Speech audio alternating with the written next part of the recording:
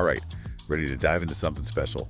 We're heading to Italy, but not just any Italy. Today, it's Matera. And not just the usual pizza and pasta highlights reel, ready? No way, we've got some really intriguing stuff. Got a travel blog here, some website thing, all about Matera.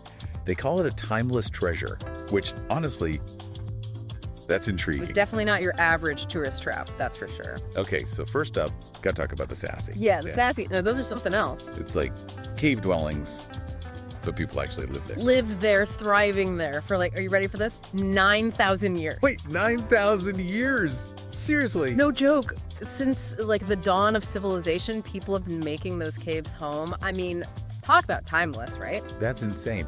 Imagine carving your house out of a rock with, what, a chisel?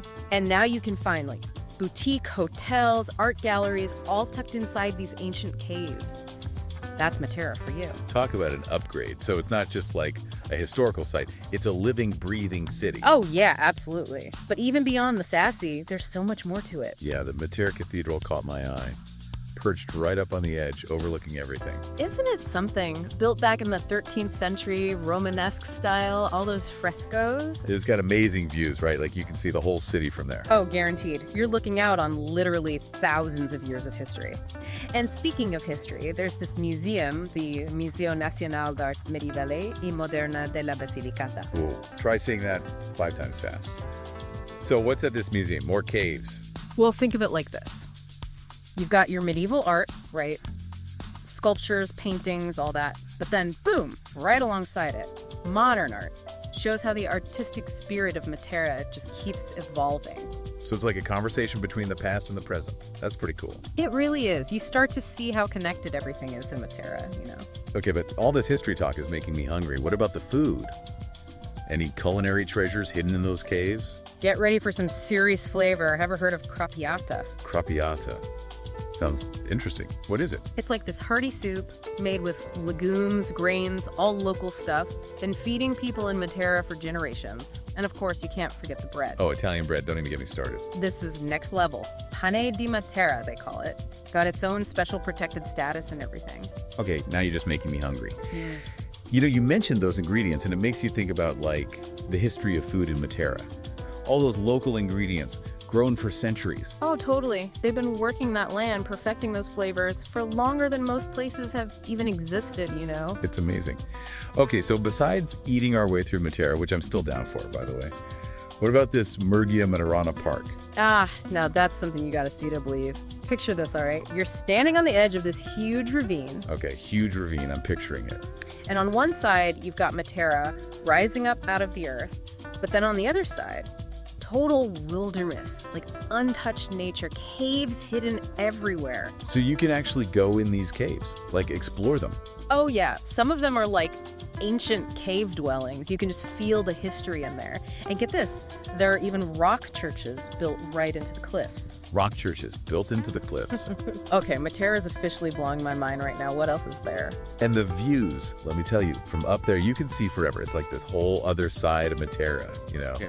Wild and untamed. It's making me think about those ancient people living in the caves. Did they see the same views we see today? It's like this connection across time or something. Right. It makes you think. Okay, now speaking of connections across time, have you heard about Casa Noja? Casa Noja, I think so. That was in the website thing, right? Something about a multimedia journey. Yeah, this isn't your grandma's museum. Well, actually, maybe it is, depending on your grandma. But it's they use all this technology to bring the history of the Sassi to life. So it's not just looking at old stuff in glass cases. No way. They've got projections, soundscapes, the whole deal. You actually feel like you're stepping back in time. There's this one part really got to me. They tell the story of this shepherd family who lived in the Sassi for generations. Oh, wow. That would be powerful to hear their story in that place. It's really something, and it just shows how Matera keeps finding new ways to connect people to its history. So we've got caves, we've got nature, we've got time travel museums. Anything else we're missing? Well, we can't forget about the artisans. Matera is a hub for traditional crafts. Oh, right. The website mentioned something about ceramics, right? Mm-hmm. And textiles. Yeah, and woodwork. These people are true masters. Some of the techniques they use, they've been passed down for generations. It's incredible. Okay, now I'm imagining myself wandering through these little workshops, hidden away in those ancient streets, finding all kinds of unique treasures. Oh, you'll definitely find some treasures, that's for sure. It's like stepping into a time capsule. You can feel the history in every piece. It's like a tangible connection to Matera's artistic legacy, not just something you read about in a book. Exactly. And speaking of experiencing Matera's living heritage, did your research mention the festivals? Oh, yeah. The festival. That's actually what got me really excited about this whole deep dive. I was picturing like parades, music, dancing in the streets. Oh, they definitely know how to celebrate in Matera. You've got your traditional religious festivals like the Festa della Bruna. Festa della Bruna. Okay, I'm writing that down. It's this whole big procession with a statue of the Madonna della Bruna, music, fireworks, the works. Wow, sounds amazing. And they have other kinds of festivals too, right? Not just religious ones. Oh, absolutely. They've got everything from film festivals to food festivals to art exhibitions. Matera really comes alive during festival season. It's the best way to experience the city's energy. I bet even without the festivals, Matera at night is something special. Oh, you better believe it. Magical, even. The travel blog, it had these pictures. Oh, I think I saw those with the Sassi all lit up. Yeah, exactly. Like the way the light plays on the old stone, it's like stepping back in time. Truly breathtaking. I can only imagine. It's funny, we've been talking about Matera this whole time, and it really does feel like more than just a place on a map.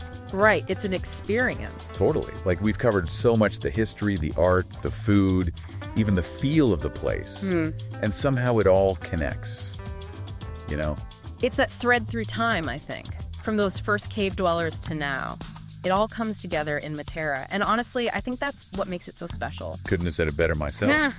So for anyone listening, thinking about their next adventure, Matera deserves a spot on the list. big time. It's one of those places you just have to experience for yourself. Exactly. Until then, We'll catch you on the flip side with another deep dive. As a listener or a viewer, you can now get an instantly downloadable copy of any of the immersive Italian travel guidebooks at 50% off the normal price at theinnersecrets.com. Look for the menu item on the homepage, Viewers and Listeners Shop. Thank you for listening today.